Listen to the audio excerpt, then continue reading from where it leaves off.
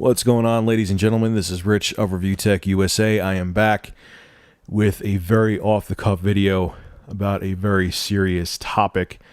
And the reason why I want to bring this up is for two reasons. One, Icy Rhythms asked me to talk about it. He left me a very long message asking me about my thoughts on the health of the U.S. economy. And two, I think it's good for me to talk about things like this during Sunday vlogs because I know a lot of my audience isn't into, the financial markets, whether you're older or younger. And I think if there's any time to start paying attention is now, because a couple days ago or several days ago, S&P Standard & Poor's downgraded the U.S. credit rating, which has always been a AAA, to a AA+. And it is going to send world markets into a frenzy. And honestly, I really think that we are on the cusp of a second Great Depression. And here is why. Now, before anyone thinks that I am a know-it-all with this, I am a financial noob. I started getting into this a couple years back and learning about the economy, learning about the financial markets and what makes them tick, what the Federal Reserve is about, only a couple years ago. And I'm still trying to wrap my mind around a lot of it.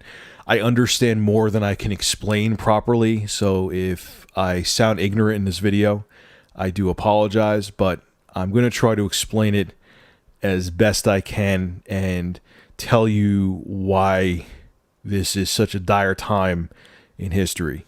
What you're looking at on the screen right now is an inflation calculator, and basically what it's showing is if in 1913 I purchased an item for $1, then in 2011, that same item, would cost $22.80. The rate of inflation of that is 2,180%. Let's take that even further. Say I was chilling in 1913 and I had $100 in my wallet. $100 isn't that much money. And that $100 I had in 1913 maintained its value. I went through a time machine and had that $100 with me, and it maintained its value from 1913, it would be worth $2,280 today. That is how much the dollar has devalued from 1913, almost 100 years ago.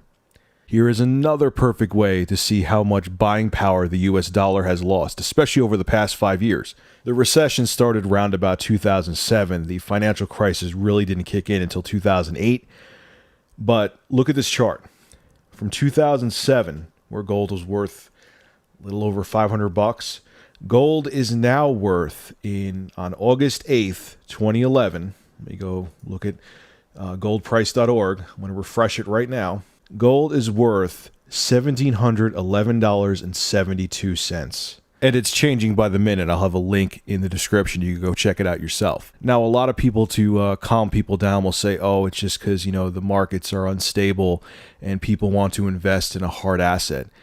That's like 2% of it. What gold really is a good indicator for is how much a currency is devaluing. And do the math.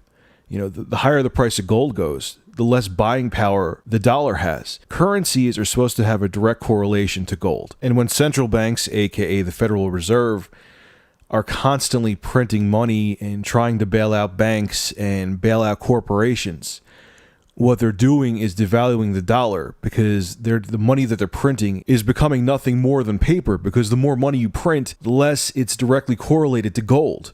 And with the huge bailouts, the TARP money that the Federal Reserve printed, the fact that we're borrowing so heavily from China and Japan, our financial system is on life support. It pretty much already is worthless. We're well over $14 trillion in debt. And now what makes it even worse is that Standard & Poor's, like I said, downgraded our credit rating, which could make credit card interest rates skyrocket and make it even tougher to get loans. And it's already almost impossible in the States to get loans. And because so many of the world's economies have the US dollar as their reserve currency, their economy, their financial health is based on the US dollar, it's going to send world markets into a panic, because if the dollar fails, that means other world economies will fail. Other nations' economies will fail.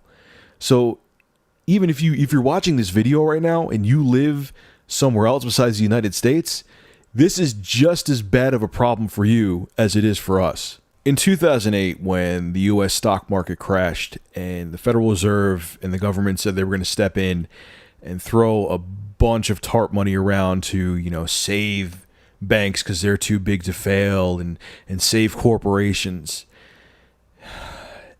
it made me so angry. Because the economy, at least in the States, is supposed to work like this. A lot of people blame the Federal Reserve for, bubbles growing and bursting when it comes to, there was the housing bubble, there was the .com bubble. But what's supposed to happen, as painful as it initially is when a bubble bursts and there's a recession, small or large, things are supposed to fail. Banks are supposed to fail. Foreclosed homes and businesses are their prices are going to deflate, and people who couldn't afford them before, say for example, because of a recession, there was a bunch of storefronts in Las Vegas, because Las Vegas is a perfect example of how giving the banks bailouts is a bad idea, because there's a bunch of foreclosed and empty businesses that the banks won't give up because they don't have to, because they got their asses wiped by the Federal Reserve. But what's supposed to happen is when a storefront or someone can't pay their bills, the place gets foreclosed on, and say it was $500,000 during the bubble for the home or for the foreclosed business, it's supposed to decrease dramatically in price. That's everything deflating because the bubble burst. And what happens is people who couldn't afford it before can afford to buy these homes or businesses now, these assets now, and that's what makes the economy rebuild. That's the natural process. And what happened is when they had all these bailouts and they saved all the corporations and banks that were too big to fail, because they got the money from the Federal Reserve and the government, they didn't have to give them up they didn't have to give up these foreclosed homes and businesses for lower prices.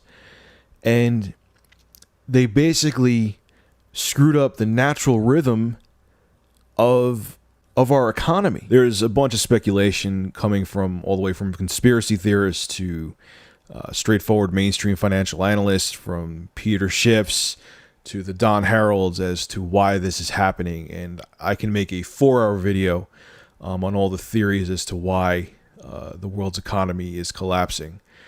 But I could tell you this, the dollar is going to fail. I don't know if it's going to fail in a year, 2 years, or 5 years.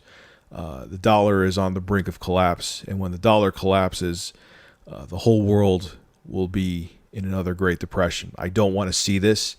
I hope I am 150% wrong, but we're almost there already. And when the dollar does fail, the world as you know it, the financial freedoms that you have now, will be stripped from you. All I could say is I can't do it, but if you could afford to buy gold, buy some gold. Obviously, don't dump all your eggs into one basket, but buy some, because gold isn't going down anytime soon. It's been on a steady rise since 2007, and it's going to stay that way. And the higher gold goes, the more frightened I am, because that's the closer our dollar is getting to collapse. And a lot of people will tell you that don't trust gold. Those people don't know what they're talking about. I'm not a financial analyst, but gold has been the staple of world economies for thousands upon thousands of years, and it's never lied and it's never failed. And keep on watching that gold price, because I'm telling you, the higher the gold goes, the more unstable the world economy is becoming, and it's a sign of some very frightening things to come. Hi guys, I'm back. Lovely way to start the week off, huh? Well, I'll have tech videos up starting tomorrow. But anyway, guys, this is Rich of Review Tech USA, and I don't care if you're 13 years old or 53 years old watching this video. Start paying attention to the world's economy, because there's a lot of interesting things happening that people of any age need to be aware of. Have a good one.